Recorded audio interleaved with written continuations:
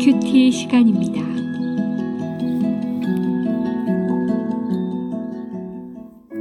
(10월 26일) 오늘의 말씀은 유다서 1장 1절에서 16절입니다.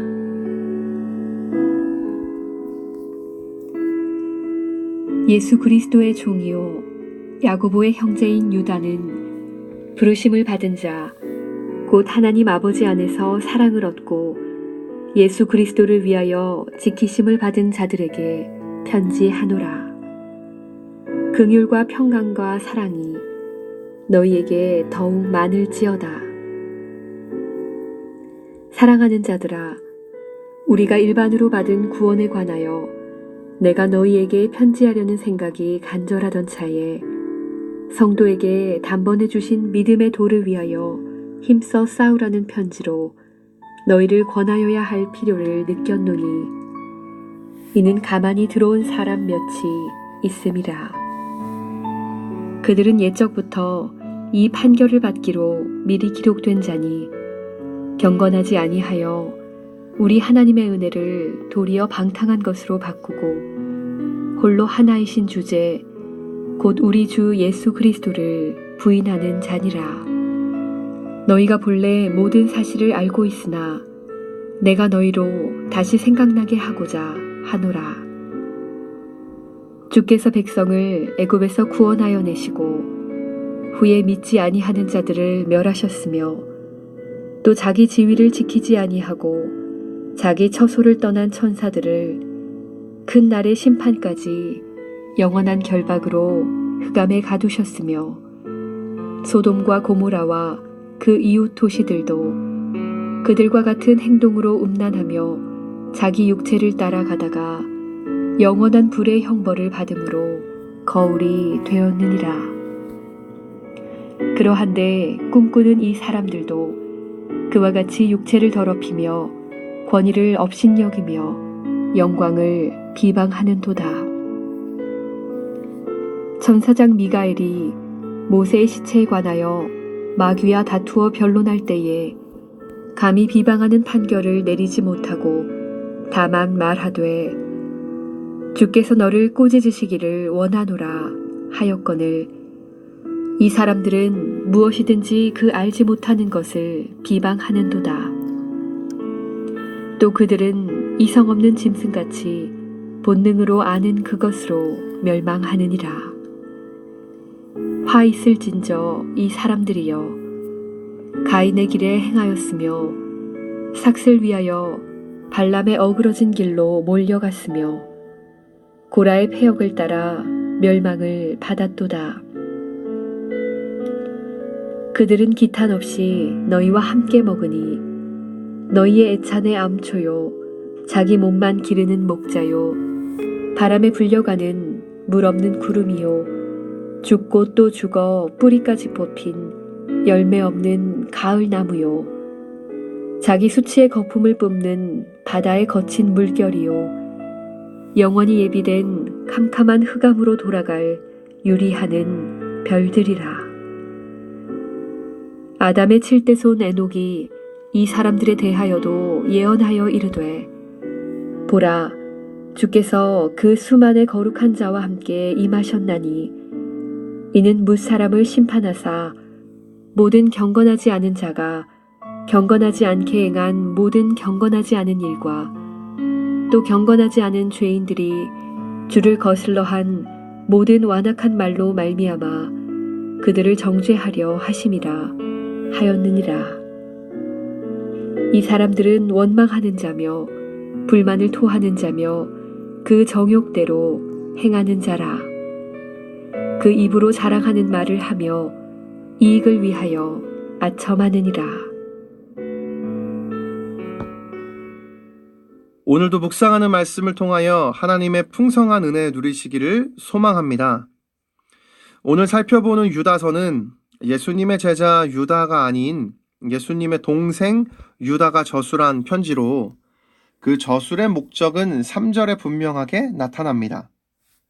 3절을 보면 원래 유다는 유다서를 통해 구원에 대한 이야기를 다루려 했던 것으로 보여집니다.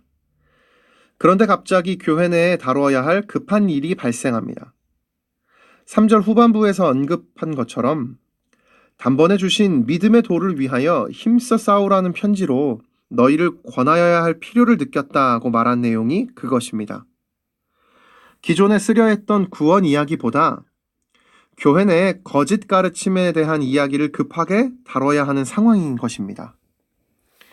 따라서 유다는 교회 내 들어와 있는 거짓 형제들에 대해 교회가 어떻게 대처해야 하는지를 본문을 통해 이야기합니다. 오늘 본문은 거짓 형제들이 반드시 하나님께 심판을 받는다는 이야기를 다루고 있습니다. 5절부터 16절까지 모두 성경에 등장하는 다양한 거짓 형제들이 하나님께 심판받는 이야기가 담겨 있습니다. 이를 통해 우리는 믿음을 흔드는 악한 의도를 가진 거짓된 신앙을 가진 사람들은 반드시 하나님께 심판받는다는 사실을 깨닫게 됩니다. 그런데 저희는 오늘 본문 4절에서 이야기하는 가만히 들어온 사람들에 대하여 집중해 보고자 합니다. 교회에 들어와 거짓된 가르침을 가르쳤던 거짓 교사, 또는 함께 신앙생활하였지만 같은 믿음을 갖지 않은 거짓 형제들에 대하여 유다는 4절을 통해 그들의 특징 4가지를 이야기합니다. 첫째, 그들의 심판은 이미 성경에 예고되어 있었다는 것. 둘째, 그들은 경건하지 않는다는 것. 셋째, 하나님이 주신 은혜를 방탕한 것으로 바꾸고, 마지막으로 넷째, 예수 그리스도를 부인한다는 것입니다. 그런데 여기서 주목하고 싶은 것은 바로 이 4번째 특징입니다. 거짓 형제들이 가진 가장 큰 특징이 있다면 바로 예수 그리스도를 부인한다는 것입니다. 예수 그리스도에 대한 믿음이 없이 신앙생활을 하는 것입니다. 그 가운데에서도 특별히 예수 그리스도의 주재권에 대해서 이들은 인정하지 않습니다. 예수 그리스도의 주 되심. 이 사실을 인정하지 않는다면 사실 기독교가 존립할 수 있는 어떠한 이유도 없습니다. 따라서 이들이 예수 그리스도의 주 되심을 인정하지 않았다면 분명히 기독교가 갖는 믿음이라고 볼 수 없습니다. 여기서 오늘 말씀을 우리에게 적용해 본다면 우리 자신의 삶에서 예수 그리스도를 주로 인정하고 고백하고 있는지를 점검할 필요가 있습니다. 교회 생활은 성실하게 하고 있지만, 신앙생활은 더욱 깊어지고 있지만, 정작 예수 그리스도에 대한 믿음이 흔들리고, 그분이 나를 위해 십자가에서 죽으시고 부활하신 사실을 통해 내 인생 전부를 죄에서 건져주신 주 되심을 신뢰하고 있지 못하는 것은 아닙니까? 세상을 살아가며 세상이 제시하는 기준이 더욱 명확해질 때 우리는 반대로 우리의 주 되시는 예수 그리스도를 잃어가게 됩니다. 따라서 오늘 말씀을 통하여 우리에게 필요한 회복이 있습니다. 바로 예수 그리스도의 주 되심이 회복되어야 합니다. 영원한 죄악 가운데에서 나를 건져주신 구세주 예수 그리스도, 그분을 향한 감격과 감사의 고백이 우리 삶의 가장 중요한 중심이 되어야 합니다. 그것을 위하여 오늘 우리에게는 우리를 구원하신 그 십자가 은혜가 다시 강렬하게 회복되기를 소원합니다. 그 십자가 은혜의 충만함이 필요합니다. 오늘 말씀을 묵상하며 십자가가 선명하게 새겨진 그때의 감격이 회복되고, 그리하여 오늘 다시 나의 인생의 분명한 구세주로 예수 그리스도를 고백하게 되기를 소원합니다. 그리하여 매일 그 예수님의 모습을 닮아 살아가는 저희 모두 되기를 예수님의 이름으로 축복합니다. 기도하겠습니다. 살아계신 하나님 아버지, 신앙생활 가운데 익숙하고 무뎌지는 순간들이 있습니다.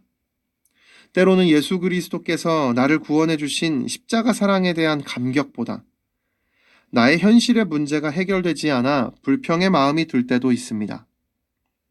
오늘 말씀을 통하여 그 어떤 것보다 마음의 중심에 예수님의 주 되심을 잃지 않도록 은혜를 허락하여 주옵소서. 나를 구원해 주신 십자가 사랑을 잊지 않고 그 사랑에 감사함으로 살아가는 매일의 순간이 되게 하여 주옵소서. 예수님의 이름으로 기도드립니다. 아멘.